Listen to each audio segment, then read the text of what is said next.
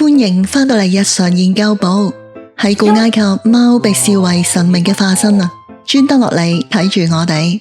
但去到今日，佢哋似乎已經跌落神壇，冇得再俾人當神咁拜啊。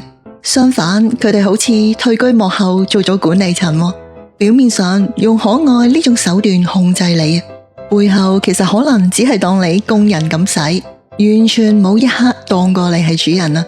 面對咁絕嘅指控啊，甚至有唔少動物專家仲踩多一腳，話貓同你表現咁親密，純粹係出於利己嘅生存本能啊。喺今集，我哋決定全方位幫貓平反啊，企喺佢哋嗰邊，同大家盤點8大真心當你係主人嘅鐵證行為，徹底還貓一個清白。記住睇到最後，我哋呢個頻道主要係探討生活同寵物嘅有趣話題。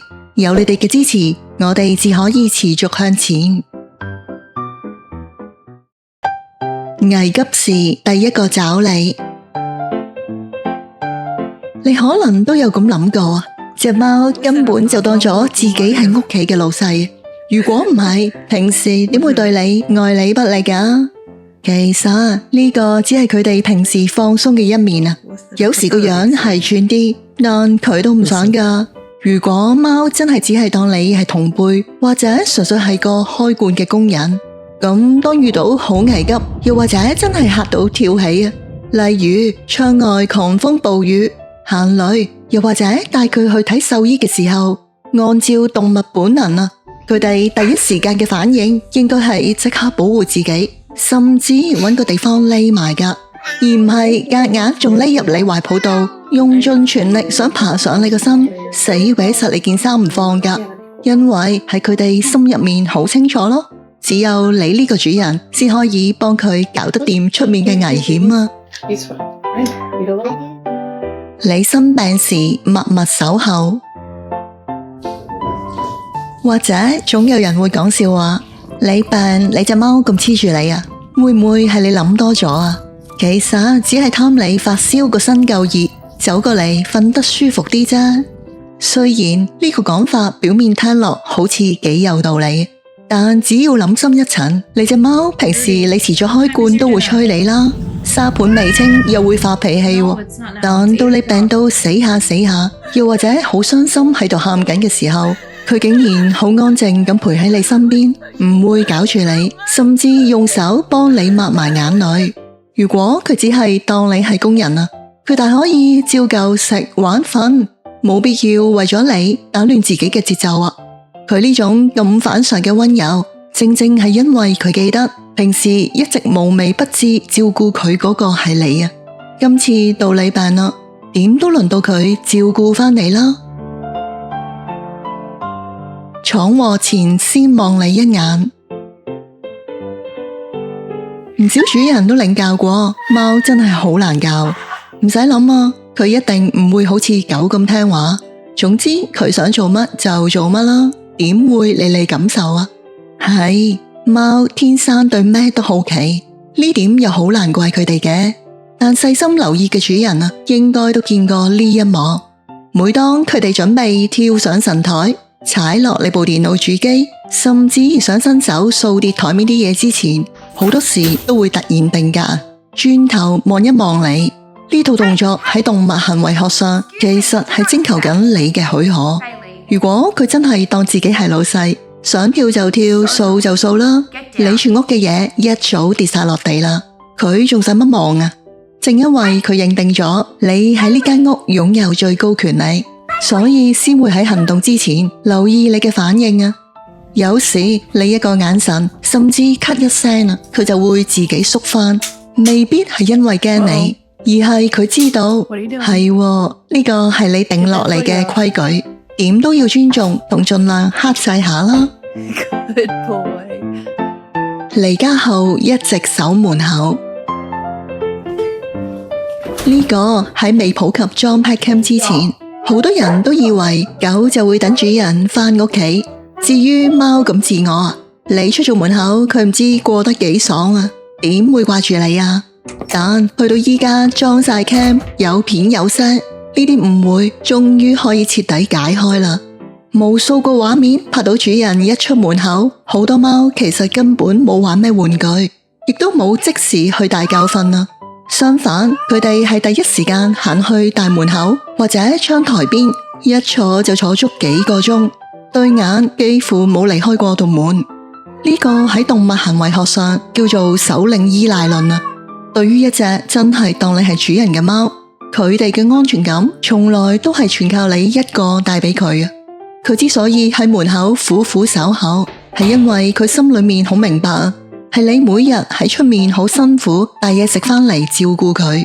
對佢嚟講，每日最緊要、最擔心嘅一件事，就係等你平平安安返屋企啊！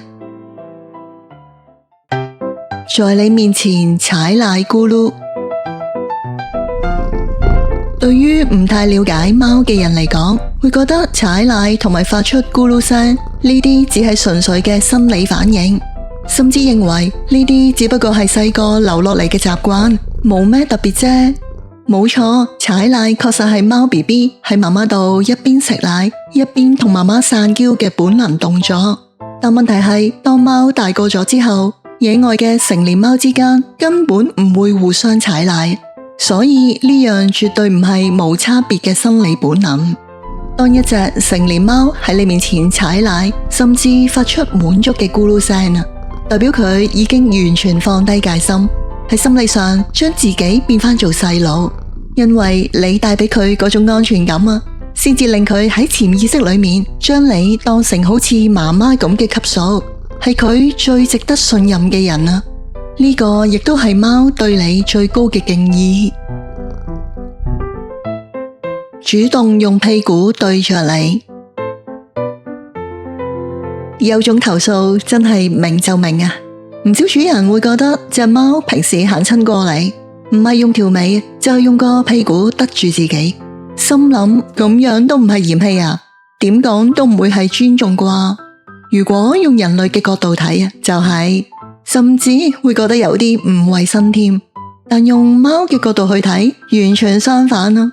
你真係誤會晒啊！因為後背同屁股係貓全身上下最難防守、最脆弱嘅位置嚟。如果佢真係咁防備你，甚至講到嫌棄你啊，根本冇可能將最危險嘅部位暴露喺你面前啦。呢個小動作其實早就留喺佢潛意識裏面。佢細個時，媽媽就係用呢個方式去幫佢清潔嘅。正因為佢依家100%信晒你啊，先可以放鬆到好似連條命都交埋俾你一樣，慢慢跟你同步作息。唔少主人都經歷過晨早天未光就俾隻貓夾硬叫醒啦。佢哋嘅目的只有一個，就係催你盡快餵食啊！話自己唔似工人，唔通似主人咩？不過其實都要睇返隻貓係咩階段啊。如果係貓仔或者仲係年輕力壯嘅貓啊，深夜確實係佢哋精力最旺盛嘅時候，唔玩對唔住自己啦。但玩完又餓得滯，忍唔住先會嘈醒你啫。但對於已經定性啊，同你關係好親密，真正認定你係主人嘅貓，佢會喺你熄燈瞓覺嘅時候爬上你張床，伏喺你腳邊陪住你啊！等到第二朝鬧鐘一響，佢又會好似同你同步咁伸個懶腰先起身，開始新嘅一日。呢種作息上嘅配合，絕對唔係純粹嘅生存本能，而係因為好珍惜同你相處嘅時間，先至寧願遷就你嘅生活節奏，一切以你為先啊！聽見呼喚便走過來。最後有人話貓聽到自己個名會擰返轉頭，純粹係因為以為有着數，又或者有嘢食，完全唔關佢當唔當你係主人嘅事。但科學研究一早證實咗啦，貓唔單止認得主人嘅聲線，仲清楚分得出你同陌生人嘅分別。如果佢純粹係為咗嘢食啊，照計邊個攞住嘢食，佢都會冇差別咁熱情啦。但現實中，陌生人叫佢通常連隻耳仔都費事喐啊。其實好多貓都知道自己叫咩名，佢哋只不過有時係玩性格，睇下心情咁咯。狗嘅思維係你叫我啊，我即刻衝過嚟先；而貓嘅思維就係知你叫我啦，我揈下條尾咪當收到咯，轉頭先啦。所以當一隻貓聽到你叫佢，願意放低晒手頭上嘅嘢，甚至特登由第二個房走過嚟揾你，代表佢好清楚，從來冇當過你係工人啊，而係真心當你係最重要、最值得信任嘅主人啊。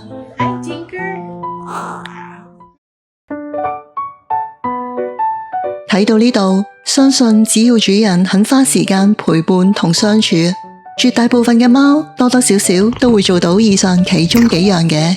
就算平時扮到幾有性格都好啊，佢哋心裏面其實好清楚，你先係屋企真正話事嗰個，亦都係一個一直保護佢、好愛錫佢、令佢兩餐無憂嘅主人啊。雖然佢哋間中會無理取鬧、發下脾氣，但呢啲正正係人貓之間互相包容同磨合嘅過程。養貓未必好似坊間所講，保證可以招財，但只要你肯用個心去對佢，佢一定會用自己嘅方式回報你一份世界上最純粹、最冇雜質嘅愛啊！歡迎分享交流你嘅諗法同經歷，記得訂閱我哋嘅頻道、按讚同分享。多謝你睇到最後。